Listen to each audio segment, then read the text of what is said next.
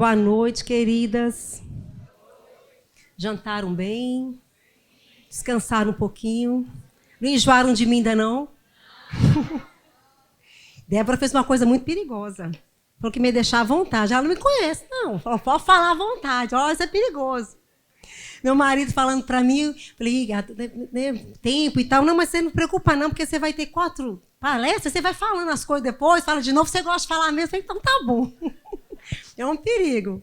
Espero que vocês tenham descansado um pouquinho, aproveitado o jantar, aproveitado esse lugar maravilhoso e desfrutado aí desses momentos de comunhão. Eu tenho tido a oportunidade de conversar com algumas irmãs de vez em quando e para mim é um prazer enorme conhecer vocês e saber um pouquinho da história de cada um de vocês. Isso é muito gratificante. Essa era a minha expectativa. Eu falava assim, isso vai ser tão bom conhecer gente, conhecer as mulheres que são irmãs em Cristo. Isso é muito bom, né?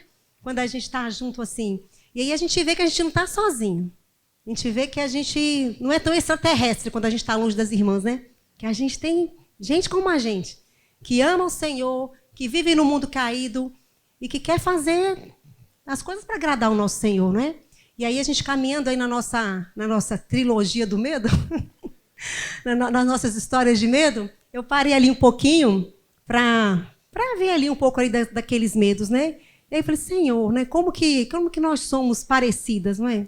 Como que nós comungamos muitas coisas, alegrias, desafios, medos, problemas. Estamos no mundo caído, né? Então vamos continuando aqui. Hoje à tarde nós refletimos sobre o medo do homem. Algumas pessoas falaram comigo que não imaginava que seria esse medo. O que seria esse medo do homem? Será que é medo do marido, medo do homem na rua? O que é medo do homem, né? E aí foi interessante ver aí como que o assunto chegou, né? Falamos um pouquinho sobre o medo do homem. E a gente viu que o medo do homem é um termo utilizado para descrever um coração de alguém que tem medo das outras pessoas, medo do que elas vão dizer a respeito delas. É um termo geral que a gente usa para essas coisas. Tem todo de medo do homem, gente. A gente tem medo de outras mulheres, que eu falei aqui, a Trilha fala sobre isso especificamente no livro. Tem medo de não atender expectativas. Por que a gente tem medo de não atender expectativas? Que é um capítulo que ela dedicou ao livro também. A gente tem medo do que as pessoas vão falar, não é? Então, um coração que tem medo do que as pessoas vão dizer a respeito dela. Alguém que busca a aprovação de outras pessoas, que está mais preocupado em agradar as pessoas do que a Deus. E, por isso, acaba desobedecendo os mandamentos de Deus para agradar os outros, porque ela está intensamente preocupada em agradar as outras pessoas. Está mais preocupada com o que as pessoas vão pensar a respeito dela do que o próprio Deus já disse que ela é na palavra dele. Filha, amada, justificada, morri por você, amo você. Então a gente resumiu mais ou menos, co-herdeira, né? Co-herdeira com Cristo, nós somos herdeiras com Cristo, né? Então a gente está mais preocupado com o que as pessoas vão pensar do que Deus fala para a gente na palavra dele. Vimos que para vencer o medo do homem, a gente precisa ter o temor correto. Precisamos ter o temor de Deus, a gente vai falar mais sobre isso na última palestra. Precisamos ser humildes, que a gente viu que a raiz do medo do homem, não é porque a gente é boazinha, que agradar a outro, mas porque, na verdade, nós somos orgulhosas, né?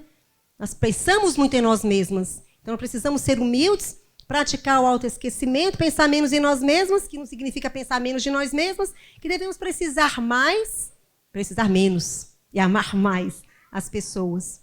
Lembrando também que o nosso valor não é definido pelas pessoas, o que elas pensam da gente, mas nosso valor é definido por que Cristo fez por nós na cruz. Deus mandou o seu Filho Jesus que nos amou tanto, para morrer por nós. Morte de cruz. Nosso valor está aí no que Cristo fez por nós. Não porque nós merecemos, mas porque Ele nos amou sem merecimento nenhum. Sem merecimento nenhum. Então, o que precisava ser feito para nós sermos aceitas, já fez. Já foi feito. Não precisamos fazer mais nada. Cristo já fez. Cristo já fez. Ele falou, está consumado. Está consumado, já fiz tudo, de uma vez para sempre, acabou. Glória a Deus por isso. E aí a gente vai, na nossa vida cristã, sondando o nosso coração com a ajuda de Cristo, do Espírito Santo, para avaliar os nossos medos e, como a gente cantou ali, né? Todos os nossos problemas, os nossos medos, lançar aos pés do Senhor. Eu vou orar mais uma vez, para a gente entrar diretamente aqui no medo do futuro. Senhor, te louvamos, ó Pai, engrandecemos o teu nome, ó Deus. Estamos aqui diante do Senhor, ó Pai, com o coração contrito, Senhor, de saber que o Senhor nos ama, que tudo que o Senhor, que tudo que nós precisávamos já foi feito por nós na cruz. Que nós somos aceitas pelo Senhor, que é o Rei soberano, Senhor dos senhores. Muito obrigada, Senhor, porque o Senhor nos comprou com preço de sangue, ó Deus. E não precisamos, ó Pai, fazer mais nada para merecer o amor do Senhor, porque nada que podemos fazer vai mudar o seu amor por nós, porque o Senhor nos ama com amor invencível, um amor que não muda. Ó Deus, a nossa oração nessa noite, Pai, é que o Senhor fale aos nossos corações, que o Senhor sonde os nossos corações, que o Senhor nos ajude a identificar os nossos medos em que temos pecado contra Ti, em que temos entristecido o Senhor, ó Deus, para que nós possamos lançar de fato aos pés da cruz todo medo, toda ansiedade, Pai, para que possamos agradar o Senhor com o nosso viver em plena confiança no Senhor. Em nome de Jesus, amém, Senhor. Mas não é só sobre o medo do homem que a gente luta, né? Não é só sobre o medo do homem. A gente viu ali um monte de medo que tem ali. Vários daqueles medos ali eu me identifiquei, né? Eu já falei aqui para você, eu estou desnudando meu coração aqui com vocês. Vou falar mais, né? Então, a gente luta contra os tipos de medo. Muitas vezes, e o medo que a gente vai falar aqui, é o medo do futuro. Muitas vezes, o medo do futuro rouba a nossa alegria. Acho que só eu tenho esse problema com o medo do futuro. Nenhuma de nós, acho que tem, porque eu li alguém. Só eu e quem escreveu ali também. Muitas vezes, a gente é assaltado pelo medo do futuro.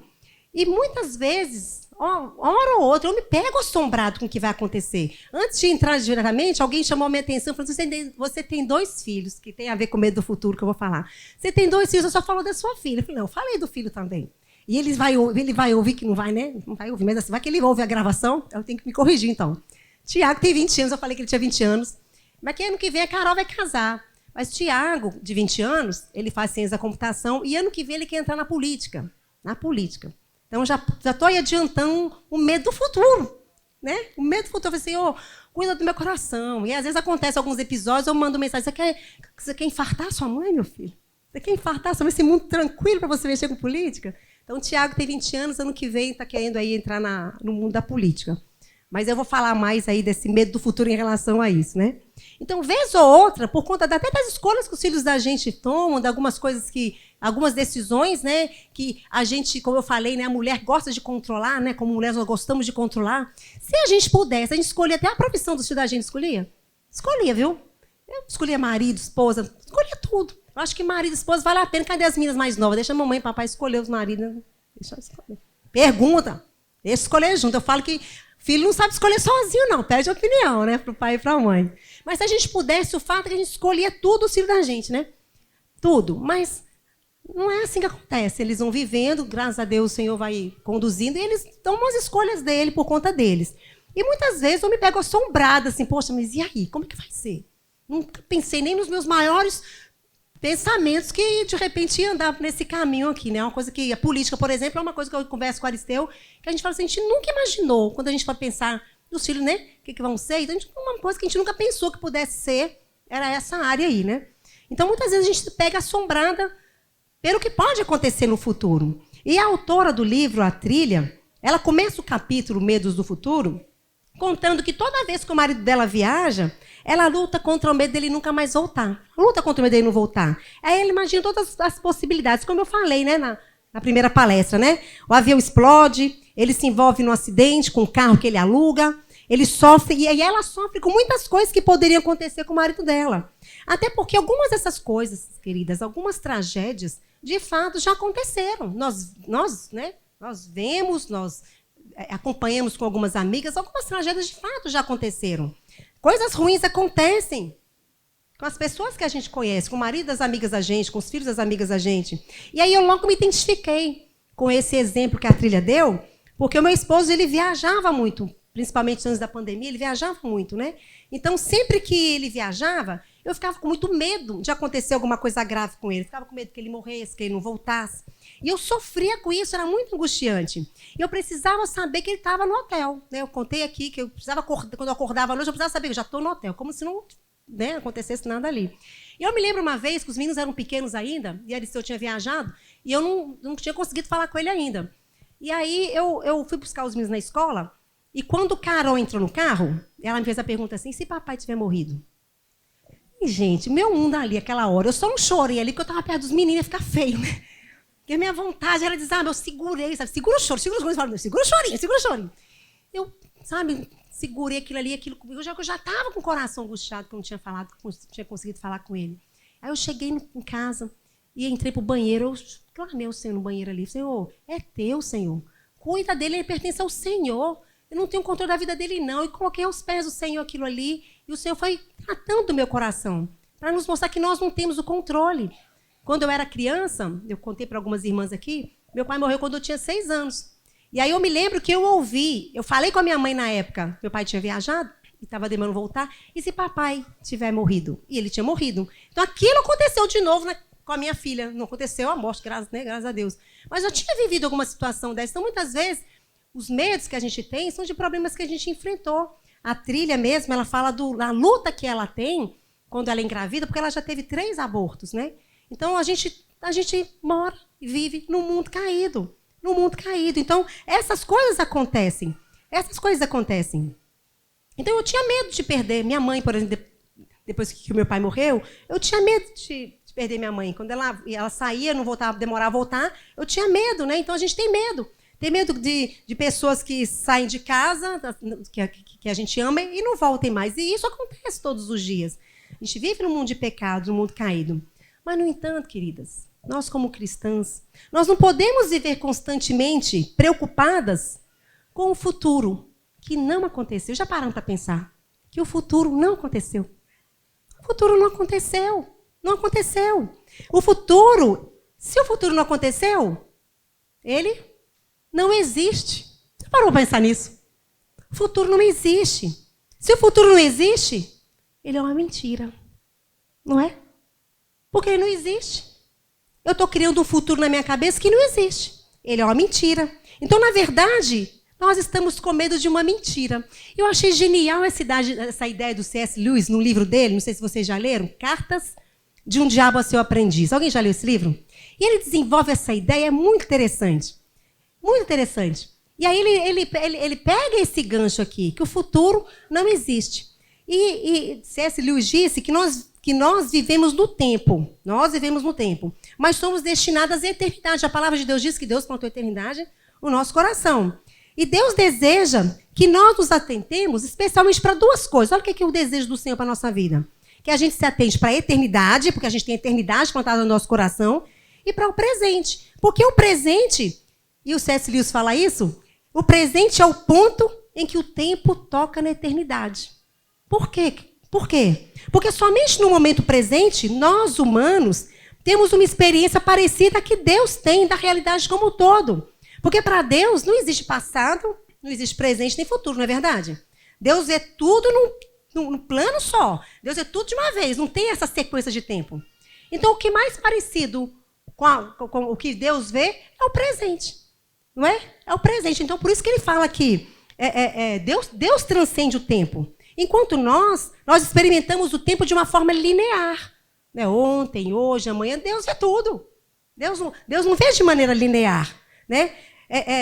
Num fluxo contínuo de passado, presente e futuro. Mas Deus vê todas as coisas ao mesmo tempo. Ele vê o presente, vê o passado, vê o futuro, tudo ao mesmo tempo. Porque Deus transcende o tempo. Deus é eterno. O atributo de Deus, ele é eterno. Então, isso significa que Deus tem uma visão completa da história passada, presente e futuro. Para Deus, tudo está presente em sua totalidade. Para Deus, tudo é eterno agora. Deus vê assim as coisas. E é nesse sentido que C.S. Lewis diz que o presente é o ponto em que o tempo toca a eternidade, o eterno agora. E somente no presente nos são oferecidas a liberdade de agir e a realidade. A gente tem liberdade de agir com o que passou? A gente pode se arrepender, não é verdade? A gente tem liberdade de agir com o que vai acontecer? A gente tem a liberdade de agir com aquilo que o Senhor nos deu, por isso que é presente. Aquilo que o Senhor coloca na nossa mão para viver hoje. Deus não quer que nós estejamos interessadas ou focadas no futuro. Deus quer que nós estejamos interessadas e focadas na eternidade, que é diferente. Que é nós estarmos interessadas nele. E também no presente, porque é no presente que nós obedecemos os mandamentos do Senhor, recebemos as dádivas que o Senhor nos dá com ações de graça. Tudo que ele nos dá com ações de graça. Mas o objetivo do diabo, nesse livro do C.S. Lewis, é desviar, ele chama de paciente, a ideia do livro, é ele o sobrinho dele está treinando, o diabo está treinando o aprendiz, que é o sobrinho dele, a desviar aquele da fé, desviar as pessoas do caminho. Então ele chama essa pessoa que ele está querendo desviar de paciente. Então o objetivo do diabo no livro de C.S. Lewis é desviar o paciente dele e tentar desviar o seu paciente tanto da eternidade quanto do presente, levando o paciente dele a viver com foco onde? No futuro. Não quero você olhando nem para o presente, nem para a eternidade, mas para o futuro. Porque se ele está com medo do futuro, ele está com medo de uma mentira, porque o futuro não existe, como a gente viu aqui. É diferente de nós estarmos focadas na eternidade, porque a eternidade é certa. Não é verdade? Nós somos salvas ou não? Somos glorificadas ou não? A eternidade é certa, é líquido e certo. E é diferente, porque a eternidade é real. A eternidade é verdadeira. Ela não se concretizou ainda totalmente, não é? Estamos no já e no ainda não. Mas nós já somos salvas em Cristo Jesus. Não tem volta. Então, quando nós vivemos aqui, na perspectiva daquilo que nos aguarda, na esperança, naquilo que cremos, né? Naquilo que nos aguarda, nós estamos vivendo no presente, mas contemplando pela fé o Deus invisível. No Deus da esperança, aquilo que nós cremos. Com os olhos no Deus da esperança. No Deus invisível, aquilo que nós aguardamos. O noivo que nós aguardamos. Para quem nós vivemos. O nosso destino é certo. Não é uma possibilidade. Não é verdade? Que coisa linda. Já parou a pensar? O nosso destino é certo, queridas. É certo, não é uma possibilidade apenas. É certo, não é irreal. Não é irreal, é certo, é verdadeiro. A Bíblia nos garante isso do início ao fim. Do início ao fim, nós vimos desde o Antigo Testamento até Apocalipse, nós vimos vislumbres disso, coisas que apontam para isso. Nosso destino é certo, a Bíblia nos garante isso. Desde que Adão e Eva pecaram, ali mesmo no Éden, Deus prometeu que o descendente da mulher esmagaria a cabeça da serpente. E a história bíblica da redenção é uma narrativa unificada e coerente da obra contínua de um Deus em seu reino. Deus está agindo na história. Deus está agindo na história para cumprir os seus decretos, os seus propósitos. Depois que Deus criou o mundo, depois que o mundo foi desfigurado pelo pecado da rebelião humana, Deus passou a restaurar aquilo que ele havia feito. E a obra dele vai continuar até o fim. Deus não deu as costas para um mundo destinado à destruição, mas voltou-se a ele com amor. Mais um atributo do Senhor, o amor. Ele iniciou essa longa jornada de redenção para restaurar os perdidos como seu povo e o mundo como seu reino. Deus está trabalhando na história para restaurar o reino que ele comprou com seu sangue, que ele criou. Deus está agindo na história para a salvação do seu povo. Então, queridas, Deus está agindo na história, na minha vida e na sua vida, porque a Bíblia não é sobre mim, sobre você, mas é sobre a história de um Deus que está salvando e preparando um povo para si. Nós estamos incluídos nessa história. Nós estamos incluídos nessa história, mas não é sobre nós. É sobre Deus. Deus está agindo na história para nos salvar, para salvar o seu povo. Sabe aquelas mensagens que a gente lê muitas vezes no Instagram? Em camiseta, né? Em slogan, né? Adesivos. Eu sei o final da história? Já? Né? Eu sei o final da história. A gente não sabe o final da história? Você sabe o final da história? Você sabe o final da história? A história já está garantida, é verdade, queridos. Nós sabemos o final da história. Deus já revelou em sua palavra que estaremos com ele em um grande banquete nas bodas do Cordeiro. Esse dia vai chegar e nós ansiamos por esse dia. Nosso coração deve desejar esse dia, com todo o nosso ardor. E Paulo deixa isso claro lá em Romanos, na conhecida corrente dourada, lá em Romanos 8,30. E aos que predestinou, a estes também chamou. E aos que chamou, a estes também justificou. E aos que justificou, a estes também glorificou. Está no passado. Você já está glorificada? Mas já está no passado. O tempo verbal que Paulo usa aqui indica uma ação que já é líquida e certa. Não tem como não acontecer. Apesar de não termos sido, mas já está garantida. Ele já nos glorificou. Nós já sabemos o final da história. E Paulo ainda, em Romanos 8... Mas mais acima, lá no verso 22 e 23, ele diz que toda a criação geme e suporta angústias até agora. E não somente ela, mas nós, aguardando a adoção de filhos, a redenção do nosso corpo, porque na esperança fomos salvos. Na esperança nós somos salvos. Isso já é certo. Não somente em Romanos, mas a gente lê também lá em Efésios 2. Paulo ora para que os olhos do coração dos Efésios e também os olhos do nosso coração sejam iluminados para que nós saibamos qual é a esperança do nosso chamado, qual a riqueza da glória da nossa herança nos santos e qual a suprema grandeza do poder de Deus para conosco. Ele ora, queridas, para que o Espírito Santo de Deus ilumine o nosso coração para a gente enxergar essas coisas. Paulo enxergou. Por isso que ele vivia daquela forma. Mas ele ora para que isso seja possível para a gente também. Para que a gente enxergue a grandeza da nossa herança. A grandeza do nosso chamado e a suprema grandeza do poder de Deus para conosco. Sabe qual é o poder de Deus que atua em nós? Paulo continua falando lá em Efésios. É o mesmo poder que ressuscitou Jesus dos mortos. Esse é o poder que fez de mim e de você cristã. Esse é o poder que nos transportou do império das trevas para o reino do Filho do seu amor. Esse é o poder que opera em nós. Deus revelou o meu e o seu destino em sua palavra. Nosso destino já está revelado. A eternidade é certa. A eternidade é real. É por isso que Satanás quer nos fazer viver no futuro. Quer fazer a gente viver pensando no futuro. Porque ele quer que a gente tire os olhos da eternidade e focar no futuro. É muito melhor para ele, não é verdade? Porque aí tira a nossa paz, porque o futuro não existe. Então, o pensamento no futuro sempre vai inflamar em nós duas coisas. Ou esperança ou medo. E aí no livro, o sobrinho, né? Que é o vermelhinho, sobrinho lá do aprendiz, o sobrinho do aprendiz, ele fala assim, que é melhor? A gente inflamar no paciente a esperança no futuro ou o medo do futuro? Aí ele fala, tanto faz. Tanto faz, porque não existe mesmo. Então, se você inflamar a esperança, quando o futuro se concretizar, o que vai acontecer? Frustração. Se você implantar medo, ele vai ficar com medo. Então, tanto faz. Então, queridas, não importa. Não importa. Não importa desde que a gente fique focado no futuro. Porque o futuro não existe. Se eu tiver esperança no futuro, eu vou ter uma esperança vazia. Diferente da esperança eterna que nos é assegurada pela palavra, mas uma esperança vazia.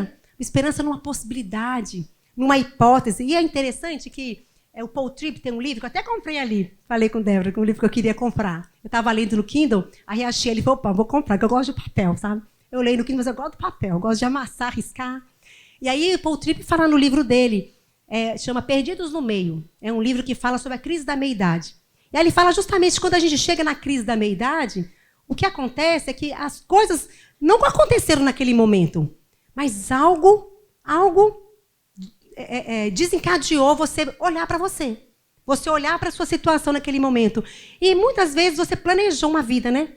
Muitas vezes é um casal com 50 anos, planejou várias coisas ao longo da vida. Aí, de repente, o filho vai embora, muda de cidade, fica só a esposa e o marido. Então, de repente, aquilo por que ele viveu não faz mais sentido. E muitas vezes, ele fala lá no livro dele, que a gente planeja as coisas, né, de uma certa forma, mas não acontece como a gente planejou. E aí a gente fica em crise. É o que C.S. Lewis fala, é uma esperança vazia. Uma esperança sobre uma hipótese que pode não acontecer. E provavelmente não vai acontecer do jeito que a gente quer. E essa esperança no futuro, que não existe, porque é irreal, porque é vazia, vai nos deixar frustradas e vai nos deixar decepcionadas quando não se concretizar. Ou o pensamento no futuro vai nos inflamar medo, que é o tema da nossa palestra, vai nos inflamar medo. Mas o medo também que é irreal. Porque não tem nada de concreto ainda. Não aconteceu nada. E a gente sofre, né? Por um futuro que não aconteceu. O futuro é desconhecido para nós.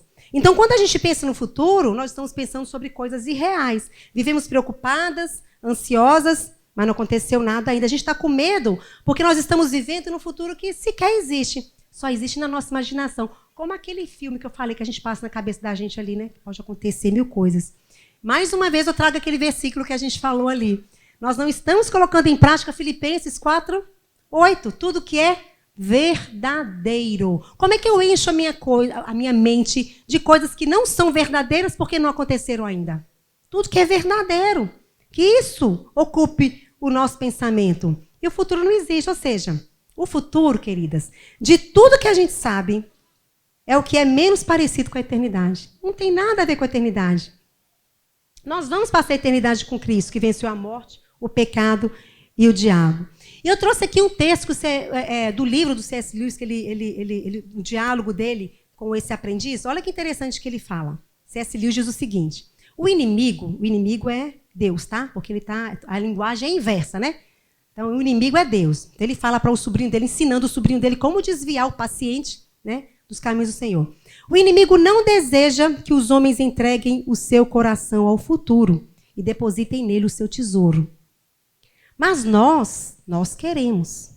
O ideal de Deus, é um homem que, tendo trabalhado o dia todo para o bem da posteridade, se essa for sua vocação, em seguida, esquece todo o assunto e confia ao céu, retornando imediatamente ao cultivo da paciência ou a gratidão exigida pelo momento que ele está enfrentando. Paciência ou gratidão pelo momento que ele está enfrentando, que é o presente. No entanto, o diabo diz: nós desejamos um homem dominado pelo futuro, assombrado por visões de um céu ou de um inferno iminente sobre a terra, pronto para quebrar os mandamentos do inimigo, de Deus, no presente, desde que com isso o levemos a pensar que possa alcançar ou o céu, ou evitar o outro, ou o inferno, e que seja dependente em sua fé, no sucesso ou no fracasso de planos, cujo fim ele não viverá o suficiente para conferir. O inimigo quer que a gente fique focado no nosso trabalho, quer que a gente coloque toda a nossa confiança, toda a nossa força, a nossa fé na força do nosso próprio braço, para algo que a gente não sabe nem se vai acontecer, ou sequer nós vamos estar vivas para ver. Percebe que a gente se preocupa com coisas de que a gente às vezes nem vai estar aqui para ver, nem vai estar aqui para contemplar. Ele continua: queremos toda uma raça perseguindo perpetuamente o fim do arco-íris, que nunca seja honesta, nem gentil, nem feliz no agora, porque está pensando no futuro, está preocupado com amanhã, mas sempre usando toda a realidade presente que lhes é oferecida no presente como mero combustível com o qual abastecer o altar do futuro. Sabe quando a gente vive, queridas, hoje, só pensando no futuro, só pensando no amanhã, quando eu comprar aquela casa, quando eu terminar a faculdade, quando meus filhos casarem, se acontecer isso, e a gente não aproveita as dádivas que o Senhor dá para a gente. Eu acho que foi o esposo da Elizabeth Elliot, o Jim Elliot. Ele fala assim: não permita que o anseio pelo futuro estrague o seu apetite do presente. E quantas vezes, queridas, nós ficamos tão ansiosas com amanhã, preocupadas com amanhã, que a gente não desfruta o presente, não desfruta o momento que o Senhor deu para a gente. Mas aí a gente faz isso o tempo todo. A gente se desconecta do presente, do que é verdadeiro, do que é real, e focamos no futuro, no que não existe, no que é real, do que não é real. Muitas vezes, por conta do que eu falei aqui no começo, né? Experiências que a gente viveu no passado. Medos que se concretizaram e que ainda nos atormentam, né? A gente, muitas vezes por causa disso também. E eu achei interessante quando a autora fala, nesse capítulo, de Sara já idosa, né? Ela recebeu a notícia que seria mãe e que talvez, a autora colocando, né, fazendo, imaginando, né, a história, que talvez Sara, ela pudesse ter tido medo de não conseguir levar a gravidez adiante. Pode ter passado isso na cabeça de Sara. Sara tinha 90 anos, não é? Talvez ela tivesse pensado: será que essa gravidez vai adiante? Será? Porque eu tenho uma idade avançada? O medo que a autora fala, eu falei aqui também, né, que ela lutou contra 3 abortos, perdeu 3 crianças, né? Então, talvez, 4 abortos ela teve, talvez tivesse passado medo também. A gente conhece a história toda, né? Quando a gente olha para os personagens do passado, a gente conhece a história toda. Nós sabemos que nem tudo aconteceu como Sara gostaria, mas Deus redimiu tudo, não é, gente? Deus transformou os erros dela, Deus deu graça, Deus supriu. Nós conhecemos a história toda e Deus redimiu tudo no final. Mas a gente não consegue ver o final da nossa vida. A gente não consegue ver. A gente não consegue ver o futuro, a gente não consegue ver a nossa história toda, como nós vimos na Bíblia, toda a história de Sara. Mas nós podemos confiar num Deus que sabe todas as coisas. Nós podemos confiar num Deus que sabe o fim desde o começo, porque ele vê tudo no mesmo plano. Nós podemos confiar no autor da história. Nós podemos confiar naquele que sabe. Nós podemos confiar, queridos, na fidelidade de Deus. Por isso que eu vou sempre trazer aqui os atributos de Deus. Os atributos de Deus. Toda a narrativa bíblica proclama a fidelidade de Deus do início ao fim. Toda a história bíblica aponta para Jesus e a redenção do seu povo. Eu gosto, acho que do final de Josué, que fala assim: Todas as promessas do Senhor se cumpriram. Nenhuma falhou. Nenhuma, queridas. Todas as promessas do Senhor se cumpriram. Toda a Bíblia aponta para Jesus e a redenção do seu povo. Então a gente pode ver a fidelidade de Deus o tempo todo. A gente pode ver a fidelidade de Deus nos trazendo aqui nesse acampamento. Para que a gente examine o coração da gente, para tratar do nosso coração, nos instruindo com a palavra dele. Isso é prova do amor, da fidelidade de Deus, cuidando de nós, cuidando dos nossos. Quando nós nos deparamos com o medo do futuro, nós temos que lutar para nos lembrar da fidelidade de Deus. Quem é o nosso Deus? E dia após dia, ano após ano, nós podemos contar com a fidelidade de Deus, porque o Senhor não muda. Como eu falei, né? Nós mudamos, nossos gostos mudam, nossa característica física muda, mas nosso Deus não muda. Isso não significa que tudo vai acontecer exatamente como a gente deseja. Ou que cada oração que a gente fizer vai ser respondida da maneira que nós queremos. E eu gosto da música do, acho que é Projeto Sola. Se o Senhor, Projeto Sola? Se o Senhor, não vou cantar, né, que eu tô rouca. Se o Senhor é o meu pastor, lembra da música? Aquilo que eu não tenho, eu não preciso. Gente, aquilo que eu não tenho, não é? Eu acho que aquilo que eu não tenho, não é não? O Senhor é meu pastor, aquilo que eu não tenho, eu não preciso. Enfim, eu não tenho. Se eu não tenho, é porque eu não preciso. O Senhor é meu pastor e nada me faltará. Nada me faltará. Então, não significa que o Senhor vai responder às nossas orações exatamente como a gente deseja, como queremos, mas significa que Ele cuida de nós, que Ele está envolvido conosco e que Ele fará todas as coisas cooperarem para o nosso bem. Que é outro versículo que muitas vezes a gente usa de uma forma meio errada, né? Vai acontecer para o meu bem. Outro dia eu ouvi uma pessoa falando, pode até não ser para o meu bem, vai ser para o bem de alguém que Deus está usando. É para o seu bem. É para o seu bem, porque quando a gente lê aquele versículo lá, quando a gente continua lendo, as coisas cooperam para o bem daqueles que amam a Deus, e o versículo continua, o texto continua, para nos fazer conformes à imagem de Cristo. Esse é o bem. Esse é o nosso bem final, sermos parecidas com Cristo. Então, tudo que acontecer vai ser para o nosso bem. Coisas más acontecem. Apesar disso, todas as coisas, boas ou más, estão trabalhando para o nosso bem, que é sermos conformes à imagem de Cristo Jesus. Isso quer dizer que, no final das contas, é bom que elas aconteçam, porque o nosso Deus não mente. Nós não entendemos aqui. Nós não vamos entender aqui. Mas um dia estaremos diante dele, conformes à imagem dele, parecidas com ele. Um dia que não vai ter mais pecado, não vai ter mais dor, não vai ter mais choro, não vamos mais pecar contra o nosso Senhor. Podemos não enxergar, queridas. Podemos não enxergar. Mas nós sabemos que a mão invisível de Deus está operando fielmente para o nosso bem, em todo o tempo. E conhecer a doutrina da soberania de Deus e a doutrina da providência de Deus é um verdadeiro remédio contra a ansiedade e o medo do futuro. Deus é soberano. A gente cantou, eu falei aqui também, né? Deus é soberano. Ele reina sobre todas as coisas. A providência, o que é a providência de Deus? A providência de Deus refere-se à provisão de Deus para o seu povo. Deus provê para o seu povo. Deus não apenas nos observa. Deus não apenas nos observa, Ele cuida de nós. O texto que nós lemos aqui no começo, sobre a ansiedade, Deus cuida dos lírios dos campos, das aves do céu. Não vai cuidar de nós, que vale muito mais do que lírios, do que aves? O ensinamento de Jesus no monte nos chama a atenção para essa providência de Deus. As aves do céu, elas são alimentadas pela providência. E Ele fala que nós valemos mais do que elas. Ele veste os lírios do campo. Quanto mais os seus filhos amados? Quanto mais aqueles... Porque Ele morreu. Porque Ele morreu. Paulo fala, gosto mais de Paulo, né? Do apóstolo Paulo. Paulo fala lá, aquele que nos entregou o seu próprio filho, não nos dará graciosamente com Ele todas as coisas que nós precisamos. Ele veste os lírios do campo, quanto mais nós. Deus sustenta tudo aquilo que Ele cria.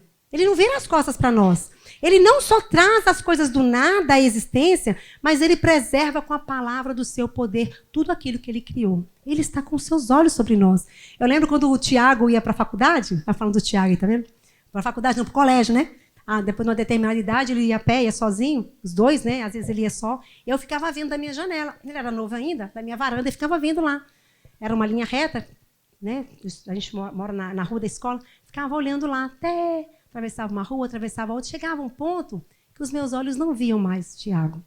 Mas eu me lembrava que os olhos do Senhor estão sempre, sempre diante de nós. Não tem nenhum momento que os olhos do Senhor não estão sobre nós. Ele cuida de nós, Ele nos sustenta. A Confissão de Fé de Westminster descreve, né, a providência de Deus. E é linda a descrição que ela dá. Eu vou ler aqui para vocês. Ela fala assim: pela sua muito sábia e santa providência, segundo a sua infalível presciência e o livre e imutável conselho de sua própria vontade, Deus, o grande Criador de todas as coisas, para louvor da glória da sua sabedoria, poder, justiça, bondade e misericórdia, sustenta, dirige, dispõe e governa todas as criaturas, todas as ações delas e todas as coisas, desde a maior até a menor. Todas as coisas. Até o fio do seu cabelo não cai se não for da vontade de Deus. Nenhuma folha da árvore não cai se não for da vontade de Deus. Mas ainda assim, queridas, até o dia em que nós estaremos com Cristo, quando a nossa fé se tornará em visão, nós continuaremos a lutando contra o nosso medo. Continuaremos a lutar contra o nosso medo. Até aquele dia. Existem algumas razões que contribuem para a nossa inclinação em sentir medo em relação ao futuro. Uma, de fato, é acreditarmos que... Uma é o fato de acreditarmos que nós sabemos melhor do que Deus o que é bom para nós mesmos e para a nossa família. Lembra que a gente falou que a gente tem mania de controle? A gente acha que sabe mais do que Deus que é melhor para a gente. A gente acha que sabe mais do que Deus que é melhor para a nossa família, para os nossos filhos. Nós achamos que faríamos melhor do que Deus. E por isso a gente quer assumir o controle, duvidando de que Deus sabe o que é melhor para nós, de que Deus sabe o que é melhor para os seus filhos. Nós achamos que a gente sabe. Lembra a gente disputar contra os atributos de Deus? A gente quer ser onisciente, não é? Mas nós não somos. Nós não somos. E quando nós queremos ser, estamos rivalizando contra Deus. Nós achamos que sabemos melhor que Ele, sabemos tudo. Olha a gente mais uma vez aí, falando que, lembrando que a gente quer os atributos que não nos pertencem, que a gente rivaliza com Deus. Na nossa visão limitada, nós pensamos que todas nós precisamos de sombra e água fresca. Paz, prosperidade, conforto, saúde, tranquilidade. Essas coisas não são ruins em si mesmas. Não são. Mas Deus sabe o que a gente precisa. Deus sabe como Ele precisa trabalhar com cada uma de nós. Desejamos uma vida boa. Lembra de quem desejou uma vida boa na Bíblia? Lembra? Quem não estava satisfeito com a vida dela e desejou uma vida boa? Eva.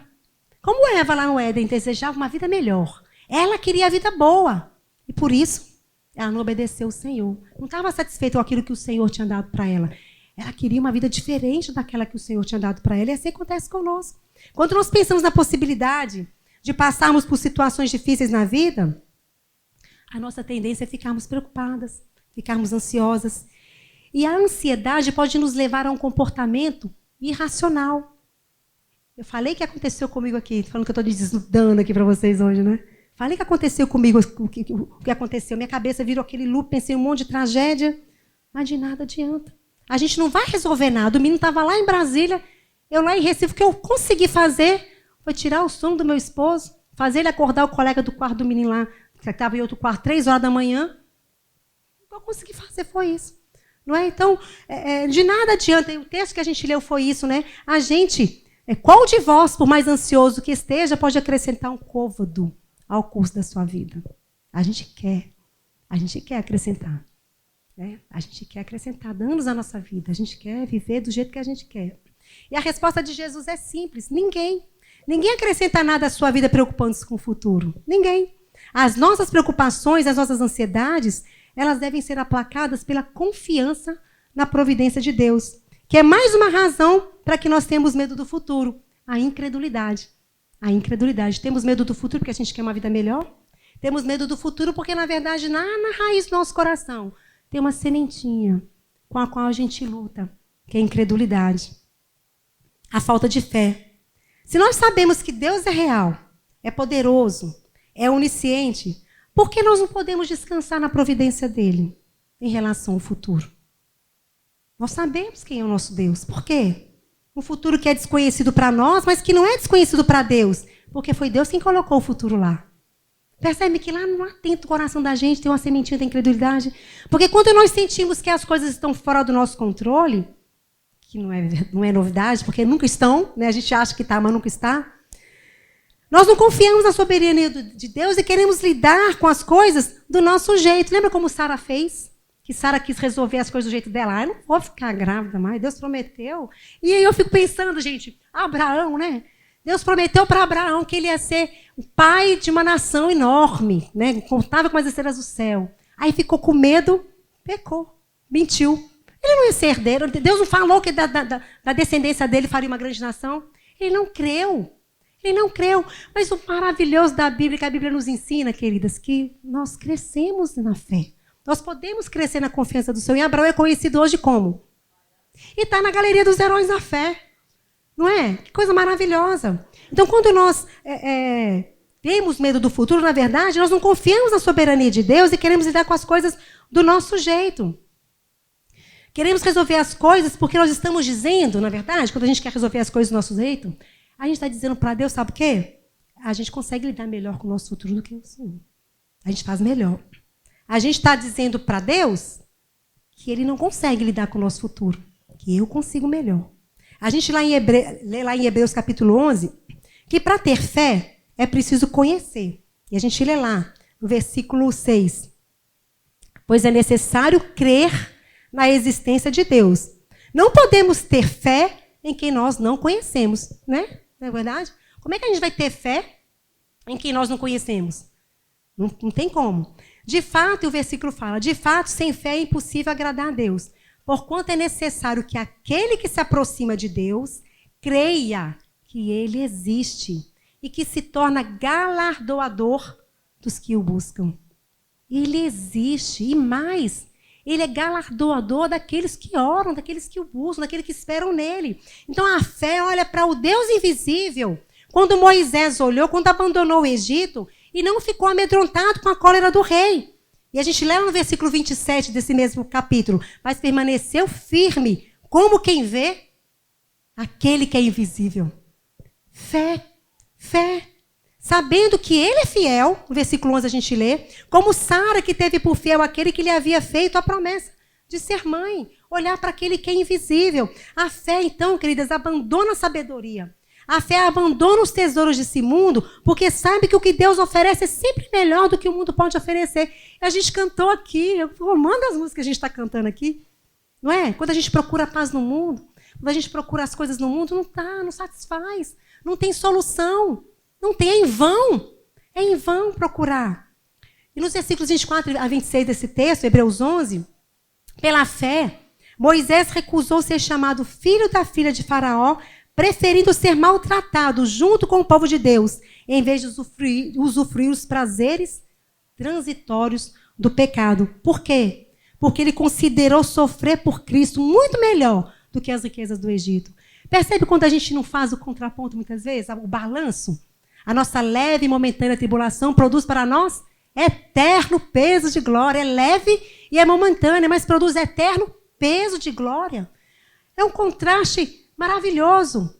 Então, os olhos dos nossos pais na fé estavam na eternidade, não estavam no futuro, não é verdade? Eles não estavam olhando para o futuro.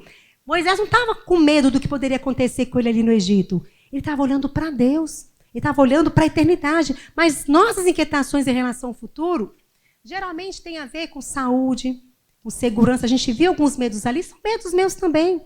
Talvez o medo do futuro envolva perder dinheiro, não ter dinheiro para ter uma boa aposentadoria, não ter dinheiro para ter um conforto. E aí, por causa disso, a gente perde a fé na provisão de Deus e nós acumulamos tesouro na terra, onde a traça e a ferrugem corrói. E aí a gente coloca o nosso coração nessas coisas. A gente coloca todo o nosso esforço nessas coisas. Talvez seja o medo de não casar, é o medo também do futuro, ou o medo do divórcio, ou o medo de não ter filhos, ou o medo da velhice, ou o medo da morte. E a lista continua, e o medo de ficar sozinho, e o medo dos filhos morrerem, e a lista é infinita, não é? São inúmeras as maneiras de sermos tentadas a duvidar que Deus realmente pode cuidar do nosso futuro. Deus pode cuidar do nosso futuro. Deus pode cuidar do seu futuro.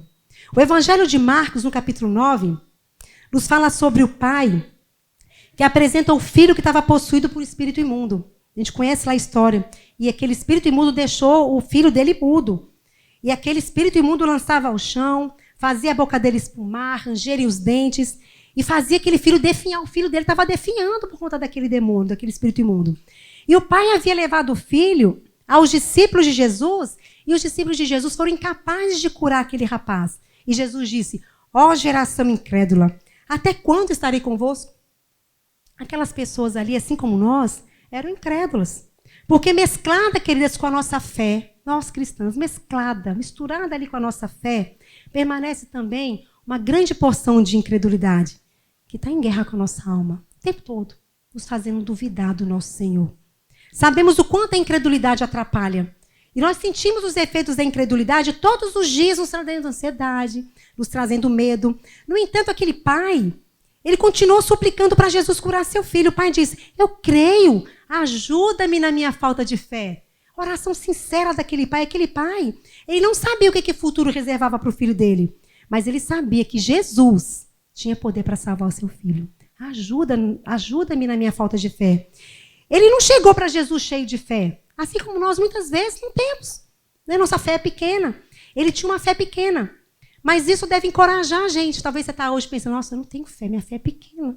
Mas isso deve nos encorajar, porque enquanto nós lutamos contra as nossas dúvidas e medo em relação ao futuro, mesmo tendo uma fé pequena, pode nos encorajar, porque mesmo uma fé pequena pode nos proteger de preocupações, de ansiedades desnecessárias que são geradas pelo medo. Porque a fé, mesmo pequena, ela tem valor. Sabe por quê, queridas?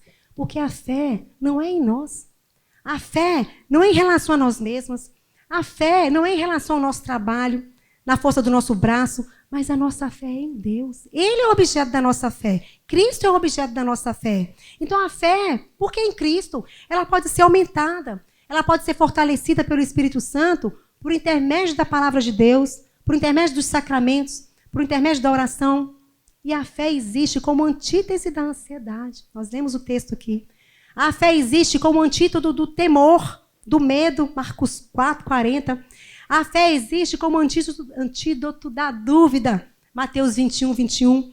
Então, ainda assim, nós cristãs lutamos contra a ansiedade, contra o medo, contra a dúvida, mas essas coisas, queridas, não anulam a nossa fé. Lutar contra o medo, lutar contra a dúvida, contra a ansiedade, não anula a nossa fé. Elas realçam a nossa fraqueza, mas elas não anulam a nossa fé, porque nós podemos crescer em fé. E se quisermos uma fé maior, nós não precisamos nos esforçar sozinhas, pois Deus nos concede os meios de graça para alimentarmos a nossa fé. Deus alimenta a nossa fé. A fé é fortalecida com a palavra de Deus. Calvino diz que a fé necessita da palavra, não menos que o fruto da raiz viva necessita da árvore. Precisamos da palavra de Deus para alimentar a nossa fé. Os sacramentos, o batismo, a Santa Ceia, fortalecem a nossa fé, porque contém promessas que são fundamentos firmes. Coisa mais linda ver o batismo de uma criança, o sinal da aliança ali. Coisa maravilhosa participar da ceia do Senhor, lembrando que aquele dia que a gente está ali, participando da ceia do Senhor, Ele está apontando para o dia que Cristo vai vir nos buscar e que nós estaremos com Ele nas bodas do Cordeiro. A fé, os sacramentos fortalecem a nossa fé. E Deus designou também a oração para fortalecer a nossa fé. Mas, no entanto, nós falhamos. Nós hesitamos e mal conseguimos chegar ao trono da graça. Às vezes o medo é tanto, às vezes as dúvidas são tantas, às vezes a ansiedade é tanta, que às vezes a gente falha em chegar ao trono da graça. E parece que na vida cristã nada é mais difícil do que a oração. Já experimentou orar, muitas vezes, com o coração atribulado? Não é? Com o coração machucado? Com o coração ansioso? Eu gosto, o Lloyd Jones falava isso no livro dele, que ele fala que nada na vida cristã é mais difícil do que a oração.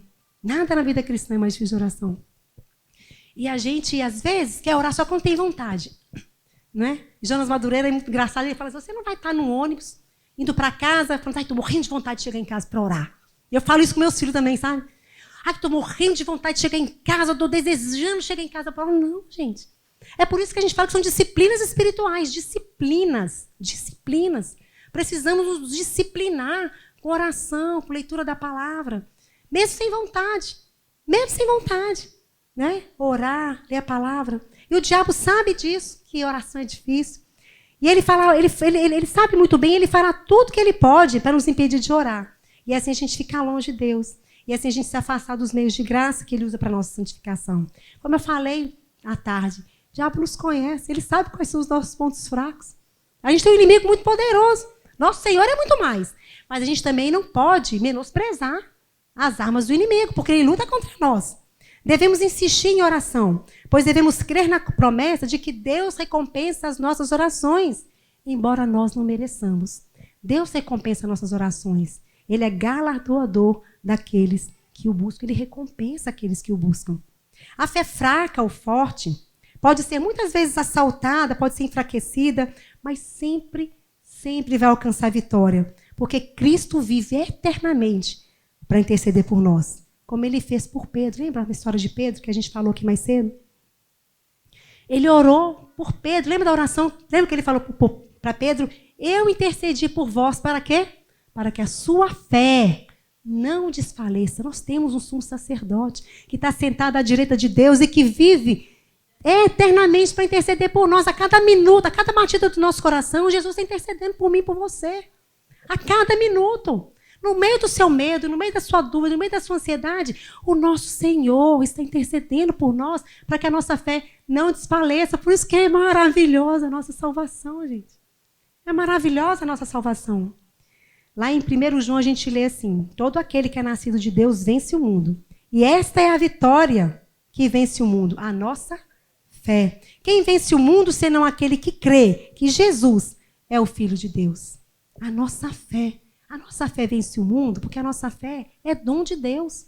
Não é mérito nosso, foi nos dado por Deus. E a fé é em Cristo. Não é a respeito de mim e de você. E a única coisa, queridas, que vai remediar um coração temeroso, a única coisa que vai remediar um coração que é controlador, que é ávido, que é ansioso, é compreender, conhecer e descobrir mais de Deus, cada dia mais. Conhecer mais a Deus, conhecer seus atributos, saber que Ele é bom, saber que Ele está no controle, que Ele cuida de nós e clamarmos a Ele como aquele pai fez: Senhor, ajuda-me na minha falta de fé. Socorre-me, Senhor, e ajuda-me na minha falta de fé. E quando a gente começar a entender e conhecer esse Senhor, a gente vai fazer igual o salmista Davi. Nós vamos querer contemplá-lo. Viver para contemplar esse Senhor, porque Ele é incomparável.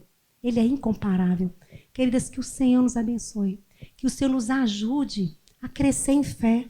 Nos ajude a desenvolver a nossa salvação com tremor e temor. E a cada dia, que as nossas fraquezas não nos deixem desanimadas. Que aqueles medos que a gente colocou aqui, mesmo que a gente vá para casa, com eles ainda, mas que não nos deixe desanimada, lembrando que mesmo uma pequena fé tem valor, porque a fé é em Cristo. A fé é no nosso Senhor, que é o autor e o consumador da nossa fé. Que o Senhor nos abençoe. Que o Senhor nos ajude a crescer no conhecimento dEle, a crescer na nossa caminhada cristã, para que a gente ajude umas às outras. Ali, quando a gente for conversar sobre os nossos medos, que nós sejamos encorajadoras uma das outras. E o Senhor faz assim, né? Pessoas falhas, pecadoras, cheias de problema, mas uma encorajando a outra. Essa é a beleza do Evangelho. Eu falava com a irmã ali no refeitório, que eu tenho uma frase lá na SAF, que eu sempre falo com as mulheres lá: não tem, a melhor coisa do mundo é ser cristão. Não é verdade? É a melhor coisa do mundo. A gente tem uma família da fé, a gente tem exortação, a gente tem comunhão, a gente tem a palavra de Deus. Gente, é a melhor coisa do mundo. Que o Senhor nos abençoe, que o Senhor nos faça crescer no conhecimento dEle. Vou orar mais uma vez? Senhor, te adoramos, ó Pai. Te louvamos, ó Deus, porque o Senhor cuida de nós, ó Deus. Reconhecemos, ó Pai, o quão distantes nós estamos de viver uma vida totalmente agradável ao Senhor. O quanto longe nós estamos de conhecer o Senhor como o Senhor verdadeiramente é. Quão longe nós estamos de cumprir os seus mandamentos. Mas eu te agradecemos porque sabemos, ó Pai, que o Senhor já fez tudo o que é necessário para que nós tenhamos uma vida de piedade, para que nós vivamos no temor do Senhor, para que nós vivamos no temor do Senhor. Ó Deus, coloca aqui a vida de cada irmã, Senhor. Aqueles medos que foram colocados ali naquele painel, aqueles medos que nós abrigamos no nosso coração, medo do futuro, ansiedade, medo da dependência econômica, financeira, medo da política, medo dos governos, ó Deus maravilhoso. Colocamos tudo diante do Senhor, lançamos aos teus pés as nossas vidas, porque nós cremos no Senhor, nós sabemos em quem nós temos crido. Senhor, abra os nossos olhos para que a gente conheça o Senhor cada dia mais e possa contemplar o Senhor como santo, santo, santo. Em nome de Jesus. Amém, Senhor.